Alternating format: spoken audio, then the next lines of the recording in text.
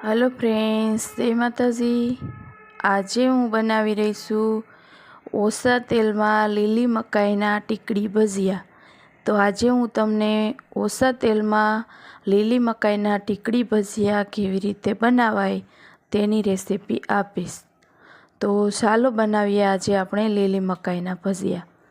તો અહીંયા મેં 2 મકાઈ લઈ લીધી છે, તેને 2 ભાગ કરી અને બાફી લીધી હતી।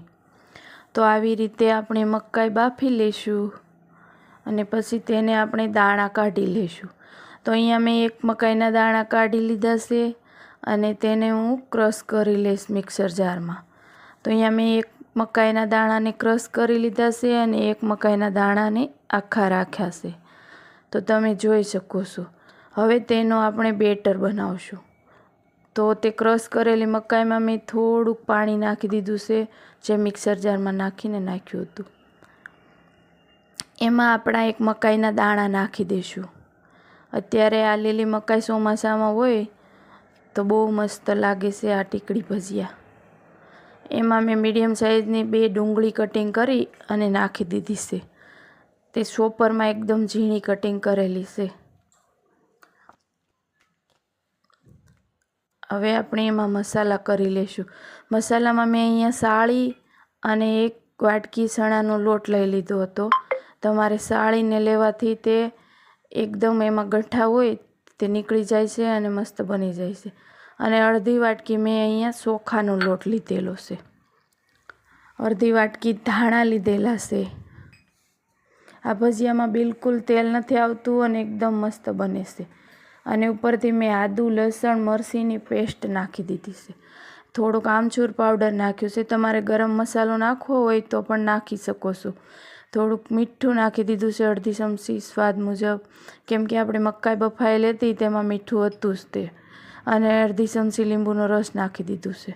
ઉપરથી પાણી નાખ્યું છે અડધી વાટકી અને આપણે હલાવશું।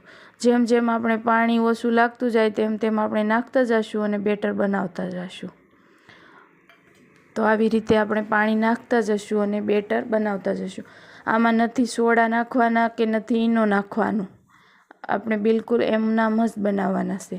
તો અહીંયા મારે અડધો ગ્લાસ જેટલું પાણી જોયું હતું અને આ બેટર બનીને તૈયાર છે। તો બેટર કંઈક આવું જ રાખવાનું છે, તમે જોઈ શકો છો નજીકથી। આપણી ટીકડી બને તેવા જ બેટર રાખવાનું છે। હવે આને આપણે ઝાઝા તેલમાં ફ્રાય નથી કરવાનું, આપણે અહીંયા તવામાં કરવાનું છે। તો મેં અહીંયા એક તવો લઈ લીધો છે, તેમાં આપણે થોડુંક તેલ લગાવી લઈશું।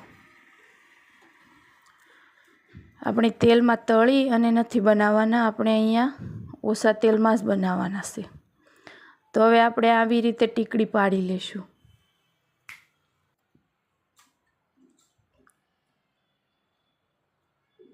તો તમે જુઓ આવી રીતે આપણે છૂટી છૂટી એકદમ તમારે જે સાઈઝની ટીકડી પાડવી હોય તે સાઈઝની પાડી શકો છો। તો અહીંયા આવી રીતે મેં ટીકડી પાડી લીધી છે। ઉપરથી થોડું થોડું તેલ નાખી અને આપણે પલટાવી લઈશું એને।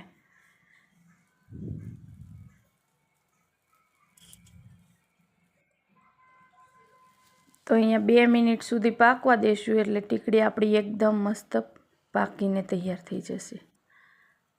તો જો તમે કેટલી મસ્ત લાગે છે જોવામાં પણ લીલી મકાઈની ટીકડી ભજીયા, અને તમે કટલેસ પણ કહી શકો છો।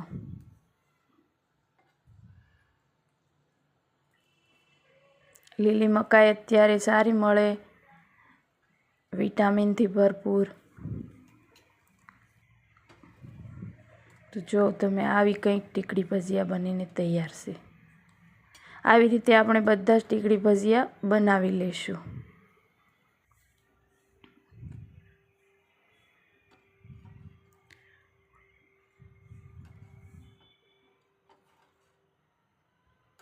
જો આવી રીતે આપણે બધા જ ટીકડી ભજીયા બનાવી લઈશું। આમાં જરાક પણ તેલ પણ નથી રહેતું અને એકદમ મસ્ત બને છે। હવે આની સાથે ખાવા માટે આપણે કોથમીર મરચાંની ચટણી બનાવશું। તો અહીંયા મેં 2 મરચાં લઈ લીધા છે, મોળા। તમે તીખું ખાતા હોય તે પ્રમાણે તમે તીખા પણ લઈ શકો છો।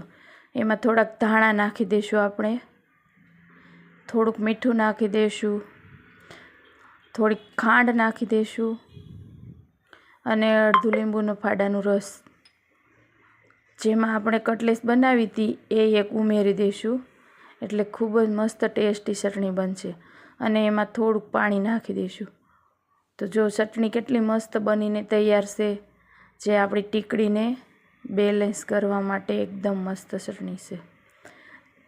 જો ટીકડી સાથે આ ચટણી ખાશો ને તો એટલો સ્વાદ આવશે, એટલી મસ્ત લાગે છે આ ટીકડી સાથે ચટણી, મરચાંની અને ધાણાની ચટણી. તો તમે જોઈ શકો છો ટીકડી બનીને તૈયાર છે. ઓછી મહેનતમાં, ઓછા તેલમાં લીલી મકાઈની ટીકડી બનીને તૈયાર છે.